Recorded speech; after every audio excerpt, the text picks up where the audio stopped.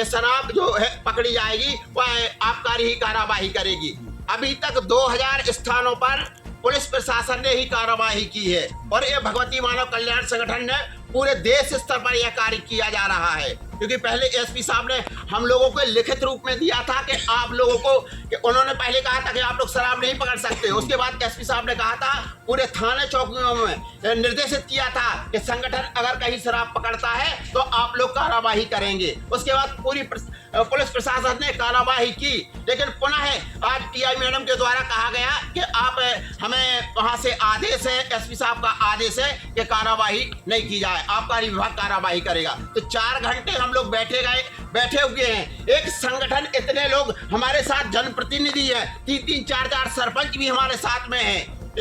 यह मानव अधिकार की पुस्तक है, इसमें लिखा हुआ है कहीं अपराध होता है तो पुलिस को सूचना देकर आप पकड़वा सकते हैं। तो क्या यह हमारा अधिकार है? जनता का अधिकार नहीं है कि अवैध शराब जा रही थी, गांव-गांव अवैध शराब बेची जा रही है, तो क्या इस पर पुलिस प्रशासन कार्रवाई नहीं करेगा तो कौन करेगा? यहाँ से आबकारी कम से कम 40 किलोमीटर दूर है और तुरंत में क्या हम लोग वहाँ हमारे ऊपर कोई हमला हो जाए या कुछ भी हो सकता है तो क्या हम लोग इसके जिम्मेदार कौन लेगा? हमें यह लिखकर दे दें मैडम साहब कि हम कार्रवाई नहीं कर सकते तो हम लोग संतुष्ट हो जाएंगे, हम लोग एसपी साहब का घेराव करेंगे। अभी आप लोग प्रदर्शन कर रहे थे जब टीआई मैडम साहब आपके ऊपर झूठी एफआईआर की धमकी दे रही है। बिल्कुल, मैडम ने ये कहा कि मैं कुछ अपना काम कर रही थी, तो 4 घंटे पहले मैडम को सूचना दी गई। 4 घंटे से आपके थाने में कैमरा लगे हुए हैं, तो 4 घंटे पहले भी तो हम लोग बैठ के यहाँ शराब रखी गई, तो 4 घंटे से मैडम ने क्या कार्रवाई नहीं कर सकती थी? लेकिन 4 घंटे लगा, बार 2-3 बार बोला भी गया, उसके बाद भी कार्रवाई नहीं की गई। तो यह क्या है? हमें जनता के लिए क्या है? मरने के लिए छोड़ देंगे क्या? या अपराध है? मैडम के द्वारा धमकी दी गई कि संगठन को हम ऐसा एफआईआर कर देंगे, तो ये किसकी जवाबदारी है?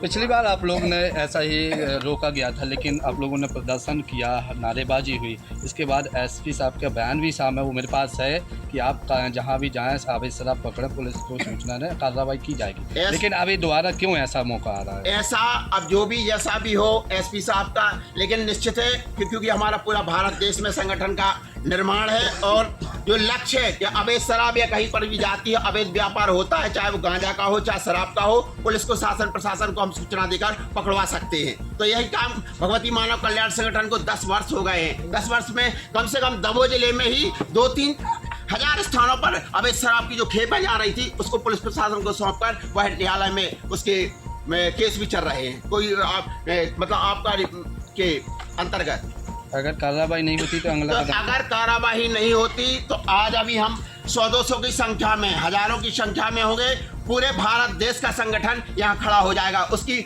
जवाबदारी शासन प्रशासन की होगी, जिसमें लाखों कार्यकर्ता उसमें सम्मिलित हो गए। अभी तो महिलाओं की संख्या भी नहीं है, हजारों महिलाएं भी निकल के आ जाएंगी, पर इसकी जवाबदारी शासन प्रशासन की होगी।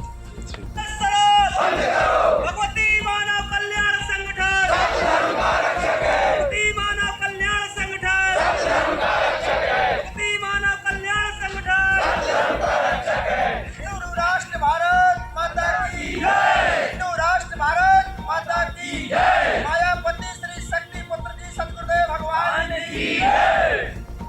में शराब पकड़ी गई थी फतेहगढ़ की थाना के अंतर्गत, जो यहाँ हमारे गुरु भाइयों ने सूचना दी पुलिस को, तो पुलिस से एफआईआर नहीं कर रही थी। बोल रहे थे शराब पकड़ाने का तुम्हारा अधिकार नहीं, शराब क्यों पकड़ते हैं, ऐसी कई प्रकार की बातें हुई। जहाँ हमारे टीआई महोदय गोस्वामी ने अवतरता की है, हमारे पत्रकार महोदय जो संगठन के, उनके लिए धक्का मुक्की कर दी और बेइज्जती कर दी।